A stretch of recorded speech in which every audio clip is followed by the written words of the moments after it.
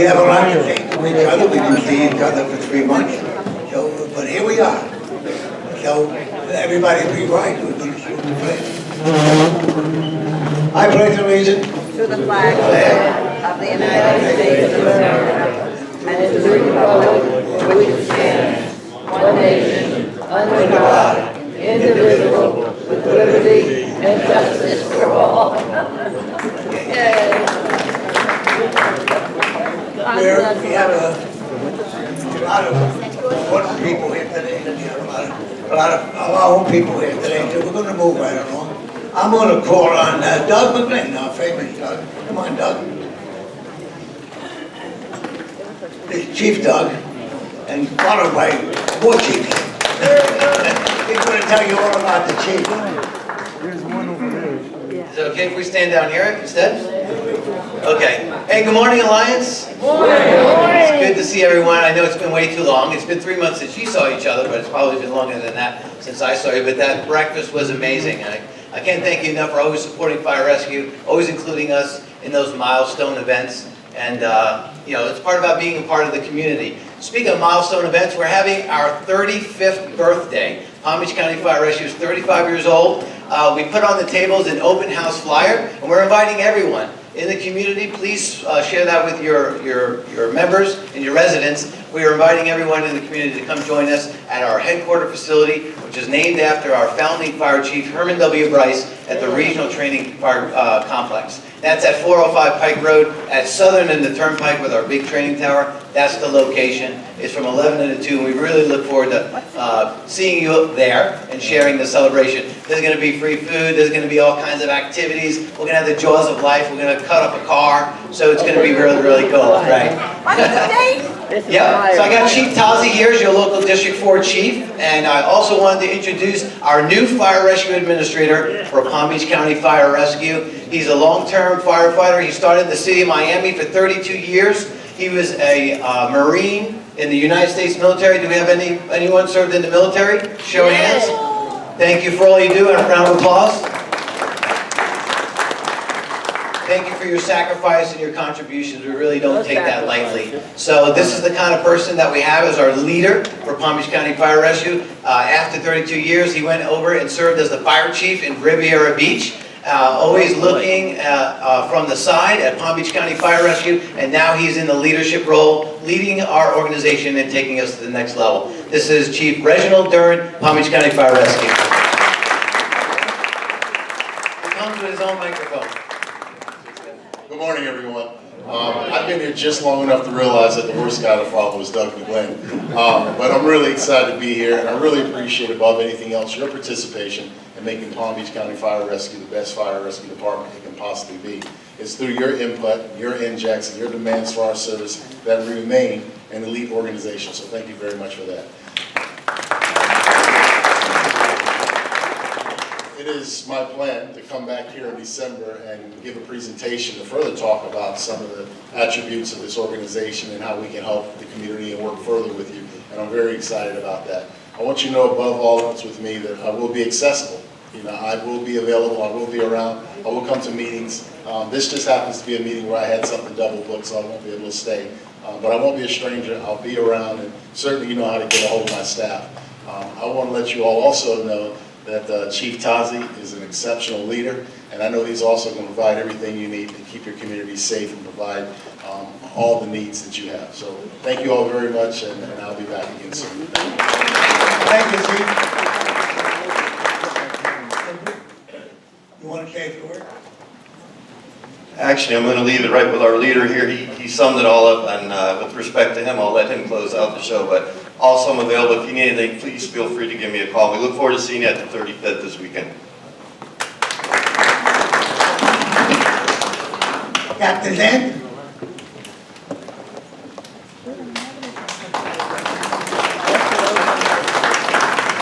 The captain has been busy protecting us.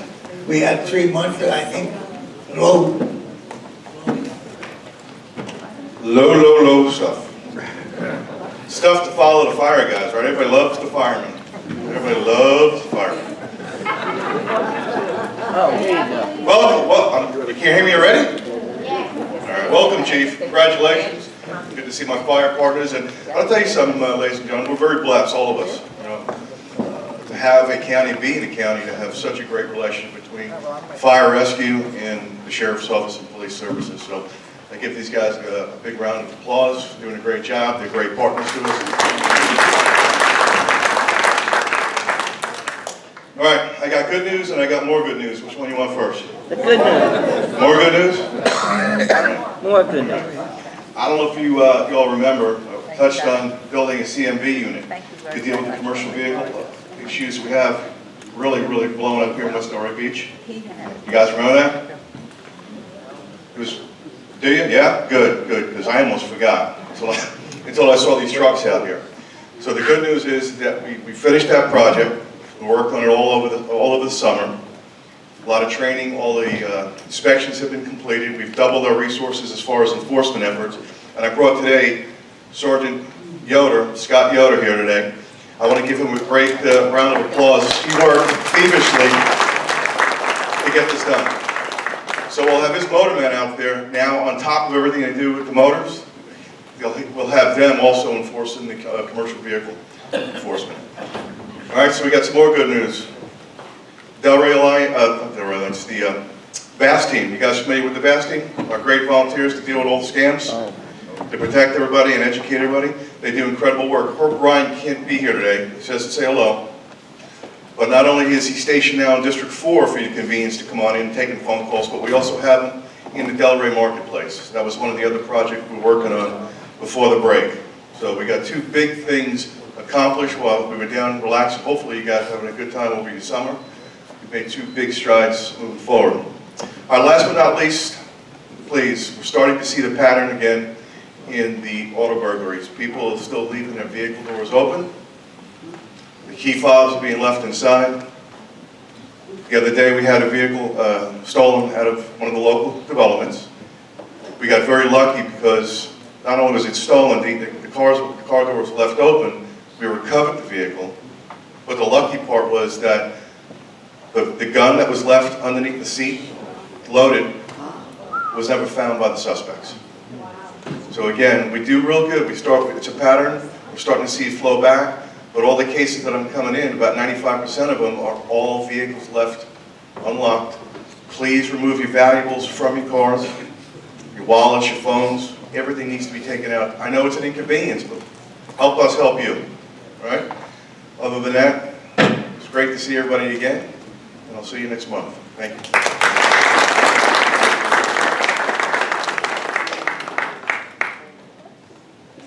Okay, I'd like to introduce Mary Luberto, our commissioner. Come on, Mary.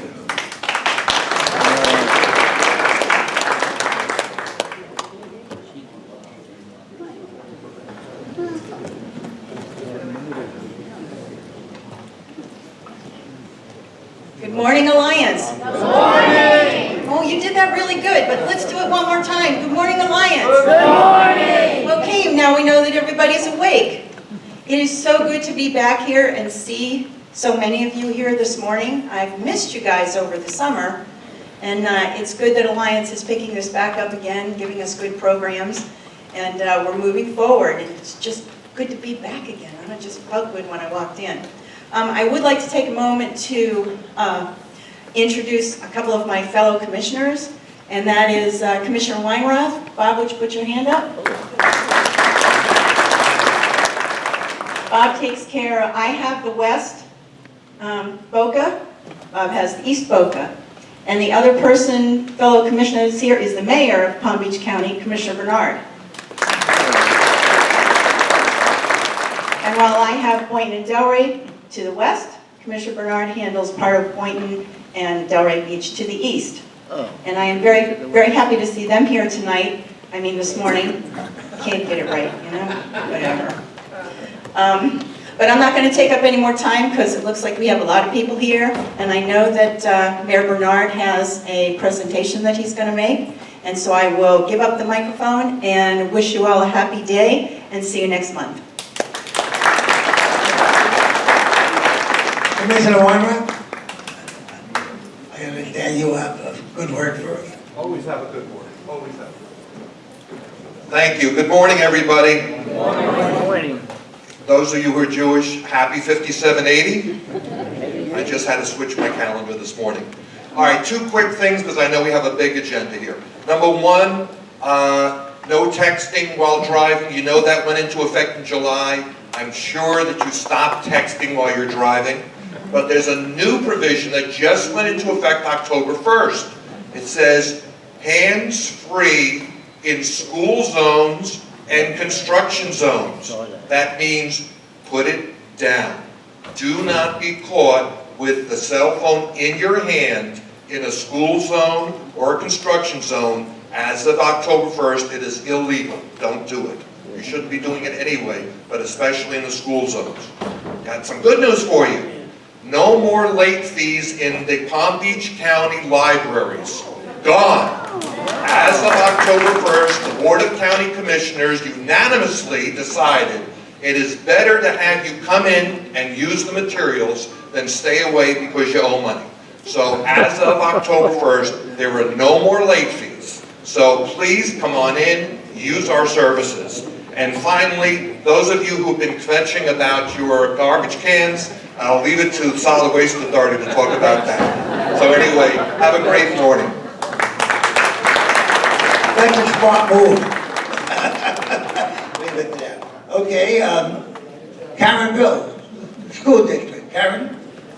Karen had some important information, she said. So, greetings, everybody, from the school board. And again, for those who celebrated Shana Tova, I need your help today. So please take out your pens and be ready. All of you, I'm sure, have heard that we had a principal at Spanish River High School who stated that some people believe the Holocaust never happened. Well, he should have been gone by now, but we have to go by policies and procedures. So he had to have his due process rights, and he's been sitting at home getting paid, much to my dismay. But finally, at long last, October 16, the superintendent is bringing his recommendation to the school board. I believe it will be to remove him from the school district. However, I am one of 7 school board members. That means I am only 1 vote. So what I need your help with is, if you believe he should be gone, or if you believe he should stay, you could still express that. But if you believe it's time for him to be gone, we have an email address where you will reach every school board member, the superintendent, and the superintendent's cabinet.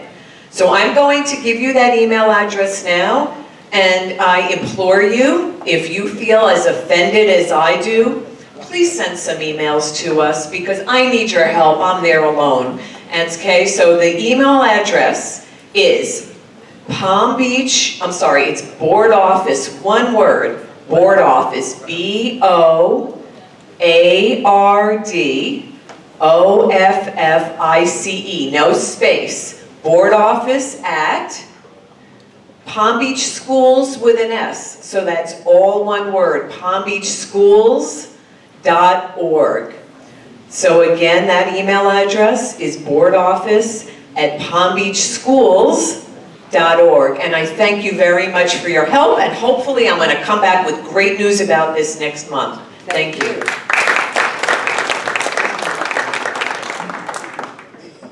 well, let's see. With that, I think we're moving closer to our beginning of our program. I'm going to call on our sponsor. Come on, Pamela. Pamela is the sponsor for CSI. We love our sponsors because they feed us. Come on. Pamela Avalo. There you go. Good morning. For those that I have not had the pleasure of meeting before, I'm Pam Avalos, the Area Director with CSI Caregiver Services. On your tables today, you will see a free calendar of educational events that we hold here in Palm Beach County. We believe that you should be able to go out and get educated on different services and resources that are available not only to you, but possibly other members of your community. We do ask that you RSVP so we know that you are attending, so we can let our speakers know in advance. We rotate these topics monthly, so if you would like this calendar sent to you, we do have a sign-up sheet at our table. As well, for those that attended our kickoff luncheon last year for the Nostalgic America event, we are doing it again this year. So if you are interested in attending that kickoff, the Nostalgic event is in February. We will be doing that luncheon in January. Please be sure to stop by our table and sign up for the luncheon. Thank you. Have a great day. Thank you. With that, I'll turn the mic over to Dr. Lori. Come on, Lori.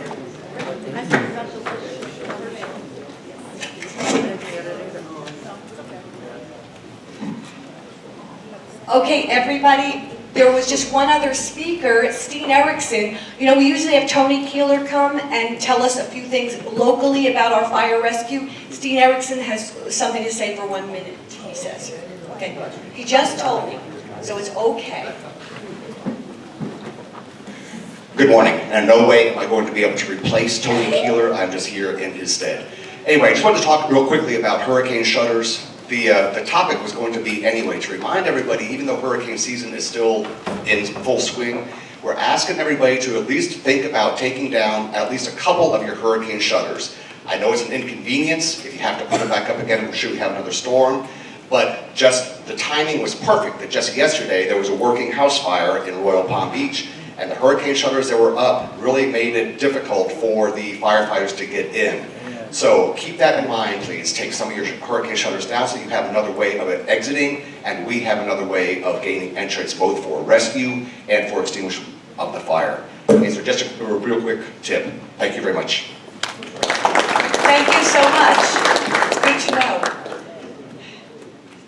I don't need to speak a whole lot this morning because we have some really great speakers and a terrific program. So what I did was put this out, because this is every one of our events during the next year, a whole lot of events. So please take this home with you. It's super important to get to a lot of these, especially our Get to Know Palm Beach County Expo in February.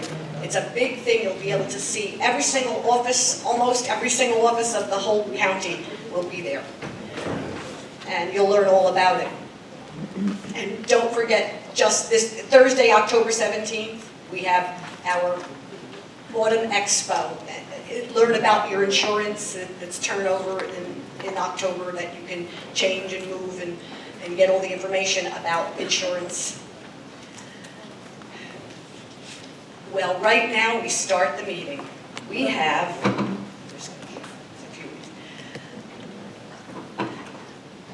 I'm just going to tell you how it's going to work. It's just going to go right into all the speakers. Mayor Bernard will speak, and then he will be introducing the Office of Resilience, who will just come right up here after him. Senator Berman is here. Hello, good to see you. Okay. And since it's Senator Berman, do you have anything to say? It must be important because she's here. And so Mayor Bernard, I'm sure, is okay with that.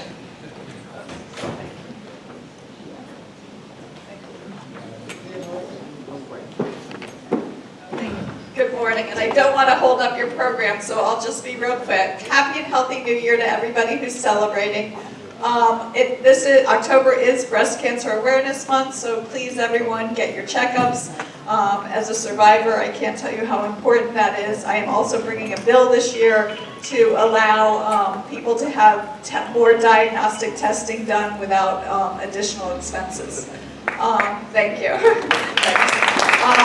I was going to update you on the new law that went into effect October 1st, and I appreciate Commissioner Weinroth doing that, and I appreciate Representative Schlossberg being the one who was the moving force behind it. So just be careful, really put your phones down. You don't need to be texting and driving at all. The final thing I wanted to say is there's two things. One, we are going to be having our hearing on Sheriff Israel in the Florida Senate. It will be the last week in October. We have been charged with deciding if it was proper when the governor removed him from office. We are not allowed to comment on it, but I just think you all should pay attention, and if you have feelings about it, you should be writing letters to the legislature, and it will be the last week in October. And we are moving full speed ahead. We are getting all our new laws ready. I filed laws that you can't have guns in daycare centers. I filed a law that says that you as citizens should be able to challenge decisions that are made by states and municipalities without having to pay the legal fees of the other side, because that's really a chilling effect. And I filed some laws having to do with our last year's bill about gun control, also saying people can go to court and families and remove guns from people that you're concerned about. So those are just a few of the things. We're really getting ready. We're moving full speed ahead. Thank you for the opportunity to speak for you, and please know that I am here for you. Many of you have my handout. You can call my office if you have any issues or questions. Thank you. Thank you. Thank you for all the work you do. Getting on with this, it'll be Mayor McBernard, and then we have, I'm letting you know this now because of the credentials, the quality people we bring here. Jake Leach, PhD in Earth and Atmospheric Studies, and Caitlin Cuccinata, Masters in Marine and Coastal Studies. They'll both be speaking from the Office of Resilience. And then we will have our John Archambault, our Director of Customer Information for the Solid Waste Authority, and Phil Mugavero, who is an attorney from the Solid Waste Authority, and we'll also be hearing from our, a brief something from our Ramsey Buckley, the Director of Planning, Zoning, and Building, after they explain that new Solid Waste Authority and the new Solid Waste Ordinance. To start off, meet Mayor McBernard.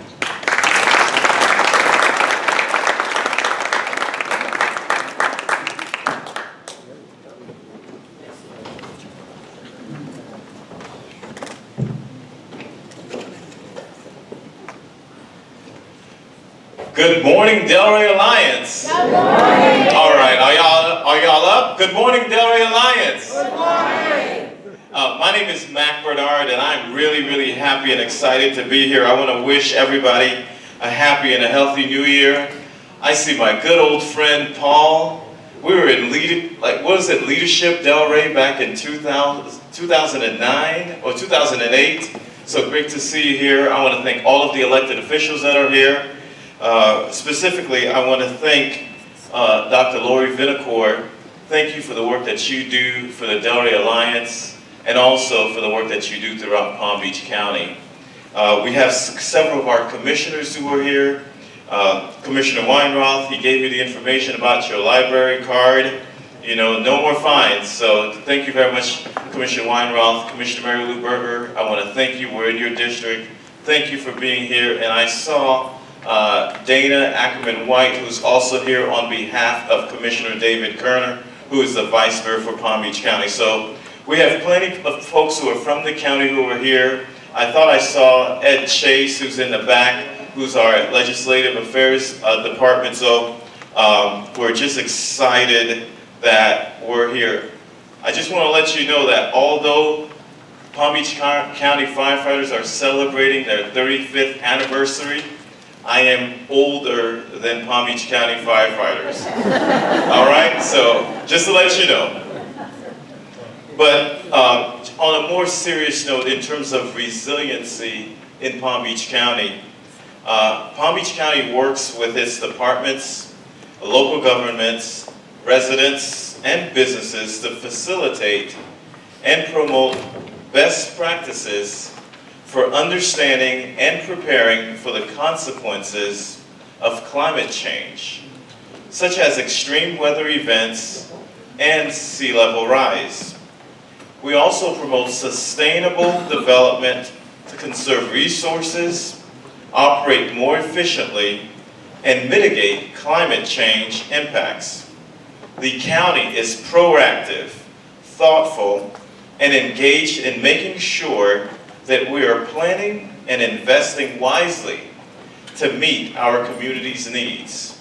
In fact, resiliency and sustainability are an integral part to many of the board's priorities, including infrastructure, environmental protection, public safety, housing and homelessness, and economic development. In Palm Beach County, we have extreme ranges in income levels, education, physical health, mental health, and age. These factors can make some people more able to adapt than others. Palm Beach County continues to look for opportunities to support communities in vulnerable areas, including social vulnerability indices in our climate analysis, and conduct meaningful engagement to hear community concerns and our priorities. What is the Office of Resilience? When was it formed, and what does it do? Palm Beach County has been leading resiliency and sustainability for over a decade, and notably is a founding member of the Southeast Florida Regional Climate Change Compact, recognizing that resiliency is such a vital area for ensuring Palm Beach County remains a great place to live, work, and play. The board formed the Office of Resilience in the spring of 2017, my first year in office. This office serves as a resource, catalyst, and advocate for Palm Beach County's climate resilience planning, implementation activities, and sustainability efforts. With one director and 2 full-time positions, the Office of Resilience helps translate complicated information about climate science and provide realistic solutions for the community. Other responsibilities include coordinating with county departments to embed resilience strategies into operations, policies, procedures, and projects. Collaborating with the Southeast Florida Regional Climate Compact to implement adaptation and mitigation approaches regionally. Promoting sustainable development and climate resilience to communities, businesses, residents, and other stakeholders. And finally, facilitating best practice sharing and collaboration between county, local, state, federal, and other external stakeholders. Now I'm pleased to introduce Dr. Jake Leach. As Dr. Lori Vinicor mentioned, Jake Leach has a PhD in Earth and Atmospheric Studies. And then we're going to have Catlin Cuccinata. Catlin Cuccinata has a Master's in Arts in Marine and Coastal Studies from our Office of Resilience, who will speak about climate science, resiliency, and sustainability in more detail. So thank you very much for being here.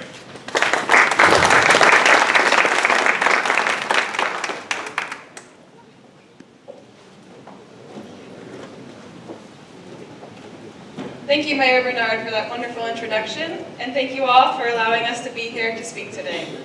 I'm Caitlin Cuccinata with Palm Beach County's Office of Resilience, and this is Jake Leach.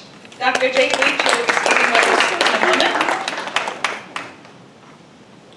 So as you can see in this photo, and as Mayor Bernard mentioned, we're a mighty but small team of 3. It's myself, our director, Megan Houston, who apologizes for not being able to be here today, and Dr. Leach.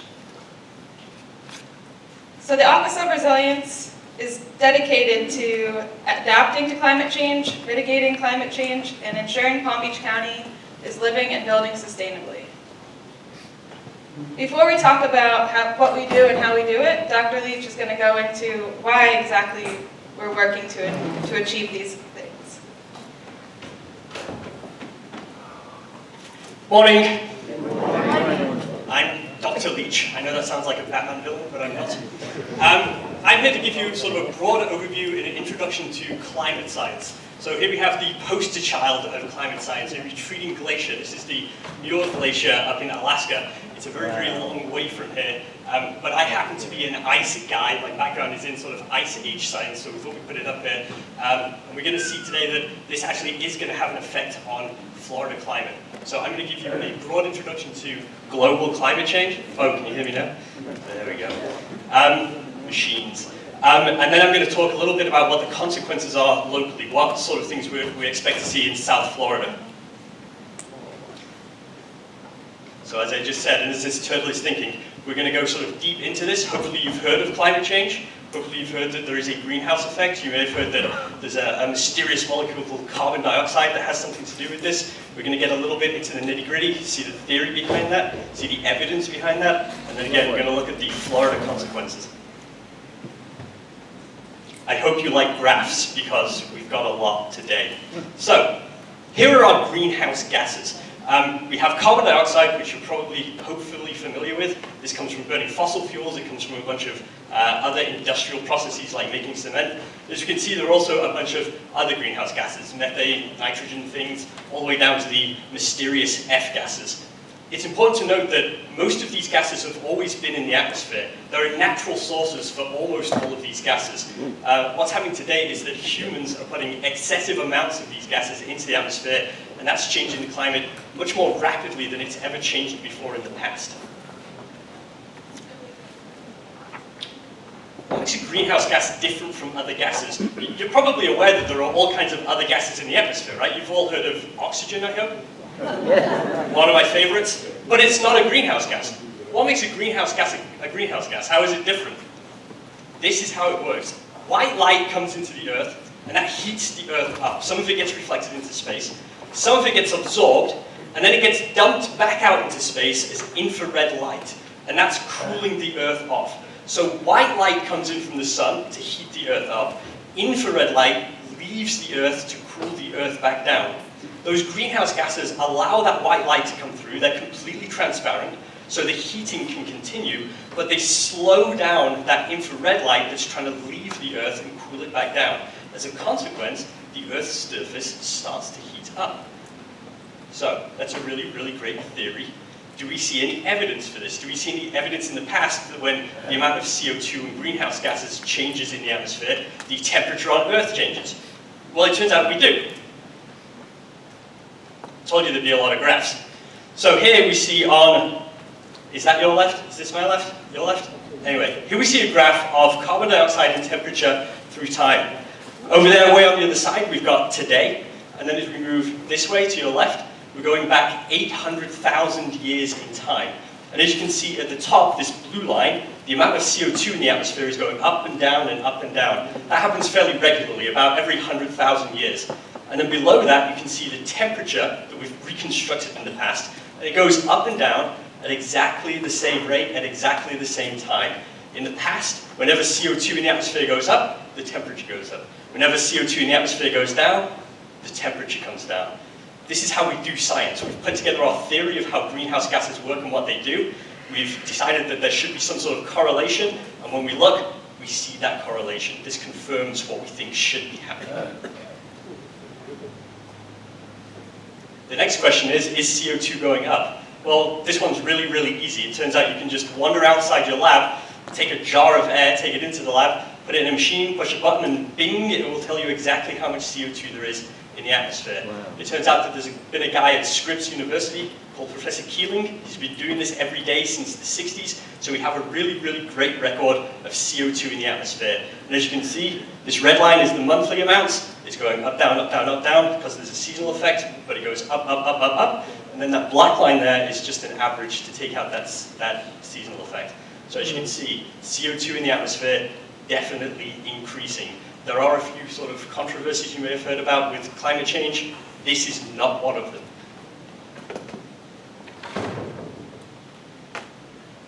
The next question is, are humans doing this?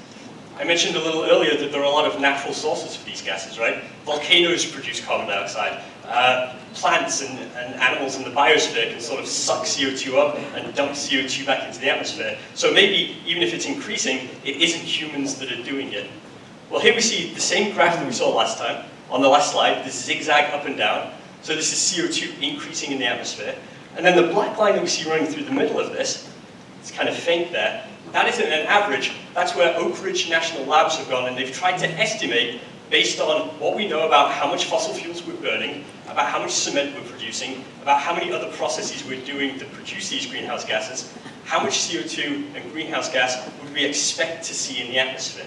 And as you can see, it's a pretty good match. So this makes us pretty confident that the CO2 and other greenhouse gases that are being increased in the atmosphere are being increased because of human activities.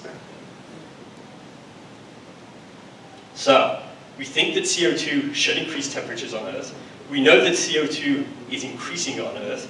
Do we see temperatures increasing?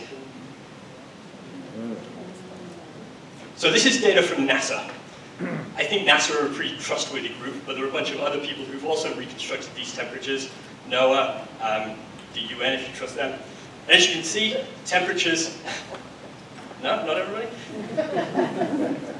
From 1880 to today, increasing. You've got some bumps and wiggles in there, right? The climate is a fairly messy system. You've got all of these liquids and gases sloshing around on a rotating lumpy sphere, but you can definitely see an increase over the last century, and especially in the last half century, since about the 1960s. So that's very basic climate science. Temperatures on Earth increasing due to human activity. So what are the consequences for us? Not a whole lot of glaciers in the state of Florida. What do we expect to see? In fact, I don't think there are any, right?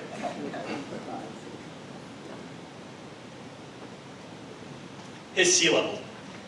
This is tide gauge data from Key West. And again, going from 1900 to today, and it's pretty obvious what direction this graph is going in. We use the data from Key West because it's the longest local record. We have 100 years of beautiful data, but you can actually go to the NOAA website, you can look for tide gauges that are closer to us. There's one in Lake Worth, there's one in Miami. They have shorter times, but they all show the same thing. Sea level is increasing. Over the last century, we've seen about 8 inches of sea level. Do any of you know what causes sea level mostly? So a lot of people think it's ice, and ice right now is the #2 cause of sea level change on Earth. The main cause right now is the thermal expansion of seawater. As you warm seawater up, it literally expands. And that's a relatively linear effect. You warm it up and it goes a little bit higher. But ice is starting to catch up. Ice, as it melts, starts to melt faster and faster and faster. And we think that by mid-century, ice is going to be the biggest driver of sea level change. This is what we expect to see in the future. We have a few curves there. At the bottom, this green curve, we have the very best case scenario if we do something about this starting now. At the top there, this orange curve that goes very, very high, that's our worst case scenario. That's what we call the business as usual scenario. As you can see, by 2060, we expect to see, as of right now, sea levels hitting 14 to 26 inches, so about 1 to 2 feet above 1992 levels. In our very worst case scenario, we think that sea level may hit 3 feet by 2060. That's the very worst case scenario that we expect right now.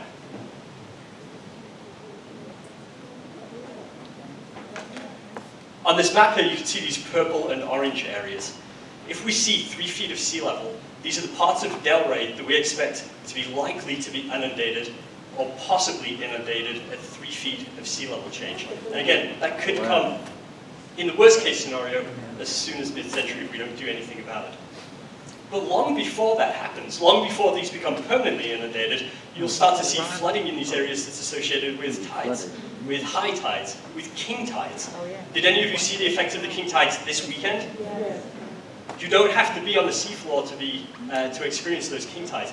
Incidentally, if you are in a place that's affected by those king tides, they are going to be coming back at the end of this month during the new moon. So be aware and plan for that.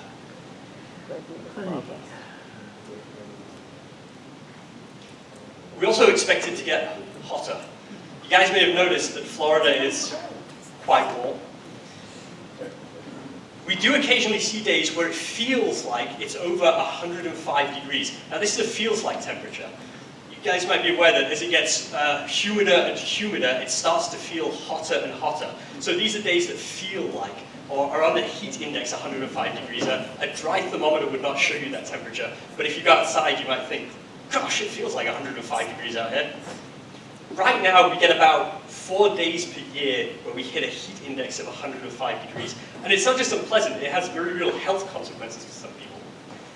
Under the very, very worst case scenarios, the Union of Concerned Scientists thinks that by mid-century, we might see 72 days over a feels-like temperature of 105 degrees by mid-century. And under the very worst case scenario, by the end of the century, we might be seeing 126 days a year. That's 4 straight months of days that feel like it's over 105 degrees. That's pretty gross. If we take action, if we do something about this, we might be able to reduce that and maybe only do 45 days, so about a month and a half, which is much more doable.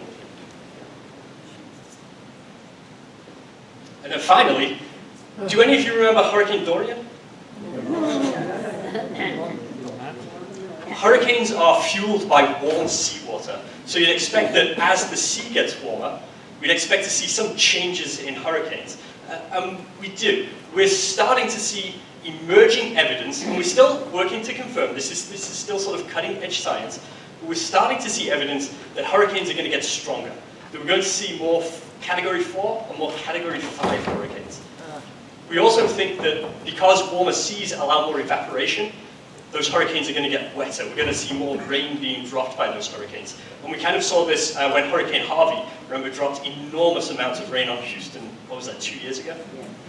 There's also, and again, this is emerging evidence that these hurricanes may slow down.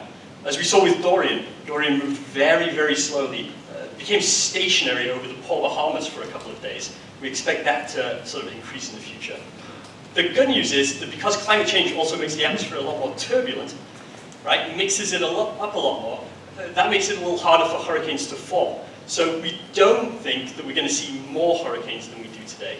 It's just that the hurricanes that we do see may be stronger and they may be wetter. So, I brightened up your day. You got good news and better news earlier. So what are we going to do about it? We've got a plan, and I'm going to turn it back over to Caitlin to let you all know. Thank you, Dave, for uplifting all of us. So now that we know why we're working on this, let's talk about what we do exactly and how we do that. That's not the next slide. Okay. So, as we mentioned, the Office of Resilience focuses on adaptation, mitigation, and sustainable development. To ensure that the county is adapting to climate change, we're doing things like planning for the sea level rise that Dr. Leach mentioned. We're also hoping to ensure that we can continue to invest wisely in capital improvements, and that such improvements factor in the latest science with respect to sea level rise. To accomplish this, we're working on adopting a policy that would standardize the ways that county departments build with regards to resilience and sustainability principles. We're also hoping to follow up this policy with a checklist that would help us measure and keep track of the best practices going on around the county. Additionally, we're working on ensuring that our stormwater infrastructure is prepared for the changes ahead. To ensure that we're mitigating climate change and alleviating some of the issues that Dr. Leach spoke about earlier, we're doing things like measuring and benchmarking greenhouse gas emissions, both internally to the county and in the community. We're also promoting electric vehicle charging infrastructure and hoping and trying to look at where it makes sense to use renewable energy. For the community and the public at large, we're hoping to facilitate on-site renewable and business installations of renewable energy as well. This chart to the right is actually the latest greenhouse gas emissions inventory from the Regional Climate Change Compact. And we can talk and answer questions after the presentation to go into more detail about some of these graphs and charts. To ensure that Palm Beach County is living and building sustainably, we promote environmental stewardship through the way we develop buildings and capital improvements. We're increasing canopy coverage to increase shade resources, hopefully to alleviate some of that heat impact. And we're encouraging the adoption of sustainable practices through the community. So as you saw, we're a small but mighty team of 3. Most of our team is here today. So how do we get all of this done? We absolutely, positively rely on collaboration. And that's part of why we're so happy to be here with your organization today. So externally, with the public, we try to engage all stakeholders that we possibly can, and not only inform everyone, but we are taking ideas home, we're taking your opinions, your concerns, and all of your ideas. Internal to the county, we work together with every department, and that means many, many departments. One Board of County Commissioner initiative that started this year was cross-departmental teams. These teams meet regularly, some meet every week, and the Office of Resilience is a co-lead on 2, which you see on the slide above. So we work cross-sector in achieving things like increasing canopy coverage and other sustainability initiatives involve many of the departments on this screen. For instance, increasing canopy coverage may include Parks and Recreation, the Office of Community Revitalization, Facilities and Development, and name anyone else on that list, and we've probably tapped into their resources and gained opinions and ideas from them. As Mayor Bernard mentioned, we are also part of the Southeast Florida Regional Climate Change Compact. So this compact works together to complete projects like those in this bulleted list. And one in particular was the Regional Climate Action Plan 2.0, which the compact completed in 2017. As an Office of Resilience and with our partners within the county, we're working right now to distill some of those regional recommendations and incorporate them in a more locally specific resilience action plan for Palm Beach County. As we move forward with that project, we will be reaching out to stakeholders, so we encourage you to stay tuned, maybe sign up for our newsletter, and we'll be sharing ways to share your ideas for the resilience action plan for the county. Last but not least, the Climate Compact puts together an annual climate leadership summit each year, which rotates through the counties, Monroe, Miami-Dade, Broward, and Palm Beach County. This year, that annual climate leadership summit will be in Key West. Has anyone heard of Key West? Yeah. So it'll be at the Casa Marina Resort, December 3rd through the 5th, I believe. At the Casa Marina Resort, there's more information on our website, but if you're interested, take a look. And next year, as a short plug, it will be in Palm Beach County. So not only do we partner regionally, but the Office of Resilience is also working to collaborate with municipalities. One recent partnership is a Coastal Resilience Partnership, which has a focus area seen on the map to the right. And this partnership is working together to work cross-jurisdictionally on climate adaptation and mitigation projects. The first project, the collaboration is starting to work on now, is a joint vulnerability assessment. We actually have Florida Department of Environmental Protection funding to begin this project, and I'm sure there will be news on our website. We've had some Sun Sentinel coverage on it, but I can absolutely answer questions on the Coastal Resilience Partnership after the presentation, which Delray Beach has been a part of so far. So now that we've talked about the good, the bad, the ugly, what we do, now let's talk about what you can do. First and foremost, please stay informed. Know your zone, your hurricane zone. Review our website for tons of information on climate science from our brilliant scientists, and tons of resources on sea level rise mapping and sustainability tips. Secondly, please stay empowered. Have a hurricane disaster kit ready to go, which, talk about perfect timing, I believe someone's giving out some hurricane kits today. Also, have a disaster plan in place. And don't make that plan on day 2 of hurricane season, but I truly encourage you to talk with your family about a disaster plan any time of the year. Consider purchasing flood insurance if you don't already have that. And lastly, please stay engaged. We have the census coming up. Please consider being a part of the census. It's truly important to the county and the state. Use your voice. Contact your representatives. You've seen a few of our commissioners here today, and it's truly empowering to speak with them and recognize how much they are listening to your communities. So to wrap things up, I wanted to thank you all again for offering this time for us to speak with you, and please do reach out. Our email addresses are on this slide. I have business cards with me, so I can share my phone number, and we'll be here for a little while after the Solid Waste Authority presents to talk with everyone.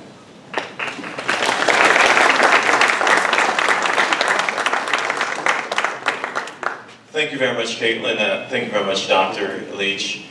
As you can see, we know the problem, and we know what Palm Beach County is doing, and also we're providing the information in terms of what you can do. Next, I want to bring John Achambo, and Phil Mugavero, is that? I hope I get it right now. All right. And they're here to talk to you about the new yard waste ordinance and how it is administered. So please come up. Thank you very much.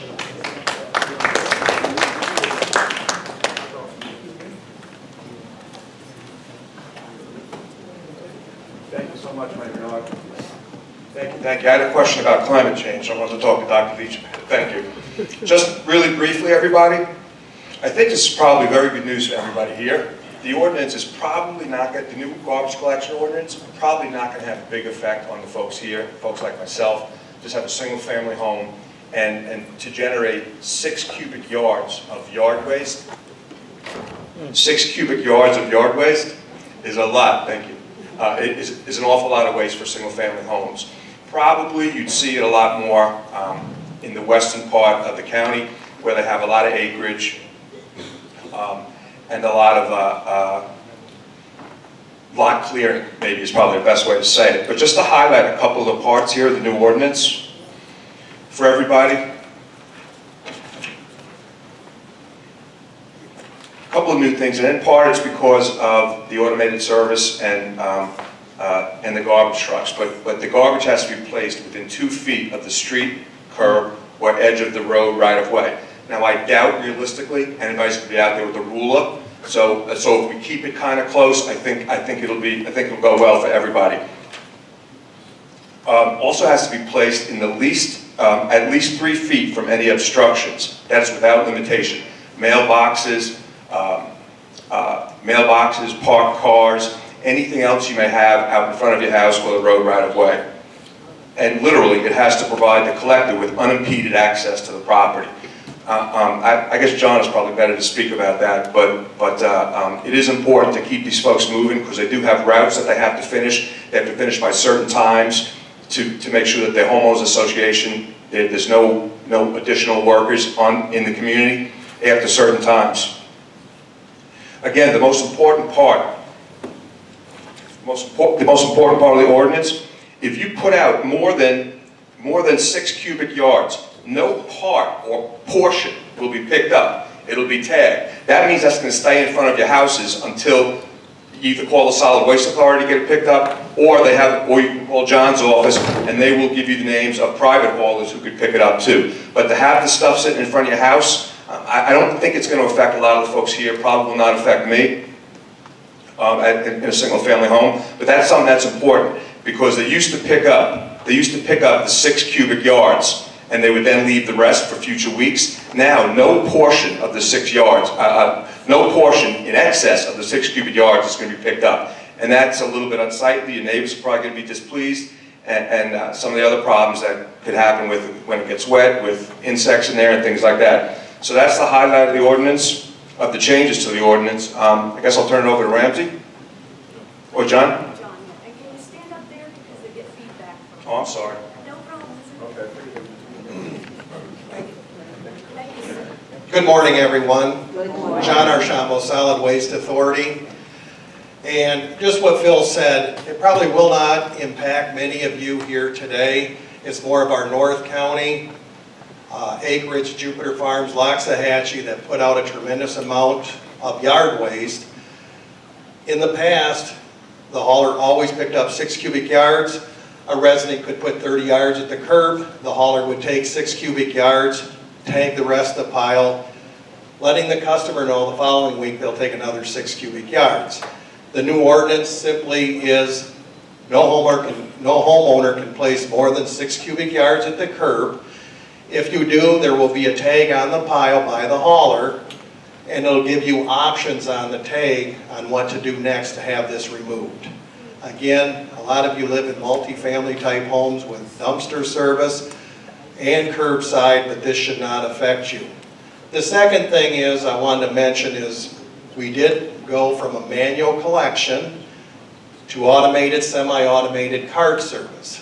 And I know we've done our best to try to accommodate everybody reasonably with a cart. We've gone to communities.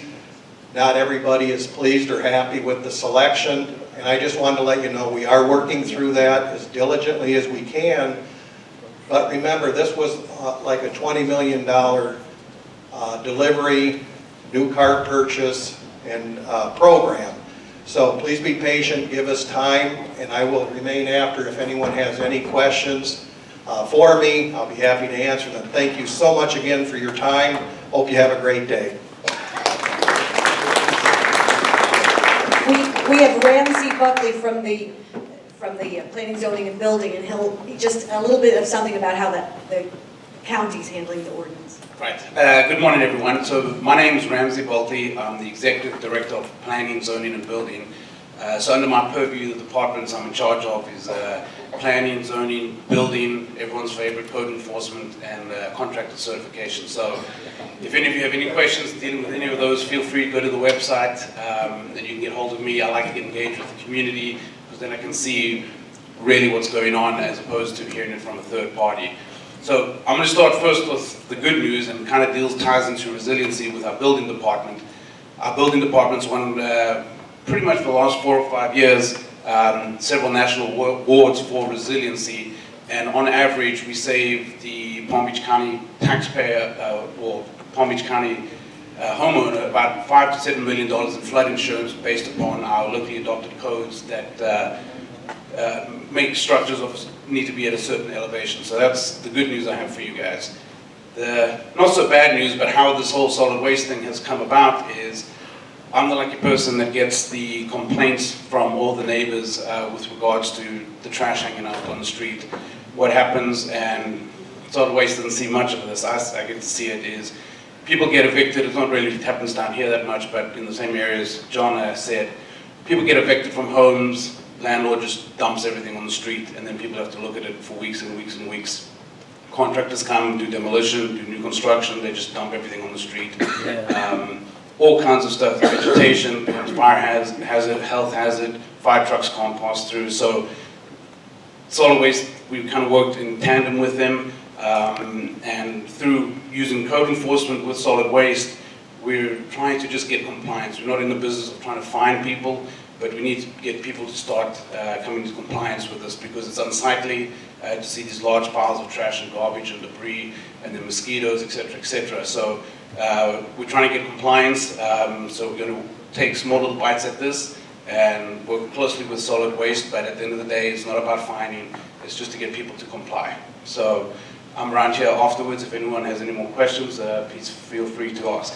Also, lastly, with regards to resiliency, we've just approved several large solar farms, and we're going through our building department to make getting solar on people's homes much easier and a much more efficient process through our building department.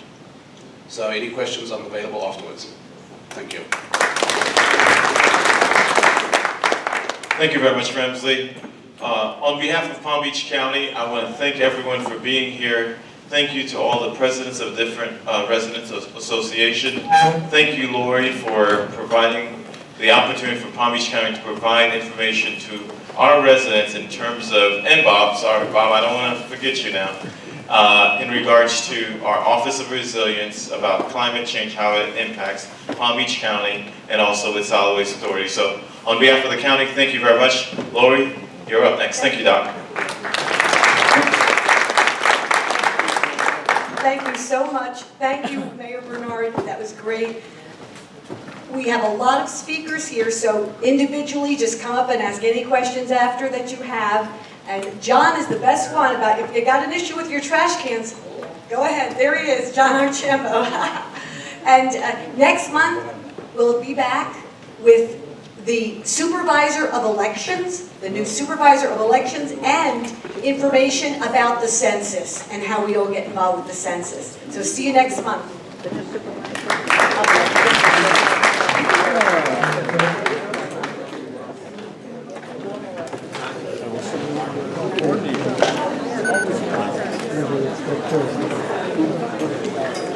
Thank you.